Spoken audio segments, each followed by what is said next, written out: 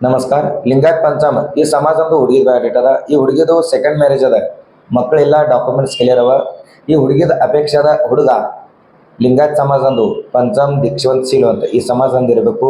ಆ ಹುಡುಗಂದು monthly payment business ಇರಲಿ ಇಲ್ಲಾಂದ್ರೆ ನೌಕರಿ ಇರಲಿ, ಮಂತ್ಲಿ ಪೇಮೆಂಟ್ ಒಂದು 30,000-40,000 ರೂಪಾಯಿ ಕಮಾಸೋ ಹುಡುಗಿರ್ಬೇಕು. ಮತ್ತು ಒಂದು 2 ಎಕರೆ ಹೊಲ ಇರಬೇಕು. ಹುಡುಗ ಎಲ್ಲಿದಿರಬೇಕು? ಸೋಲಾಪುರ ಜಿಲ್ಲಾ, ಪುಣೆ ಜಿಲ್ಲಾ ಮತ್ತು ಬೆಂಗಳೂರು ಜಿಲ್ಲಾ, ಬಿಜಾಪುರ ಜಿಲ್ಲಾದ ಇಬ್ಬರಿಗೂ ನಡೀತದೆ.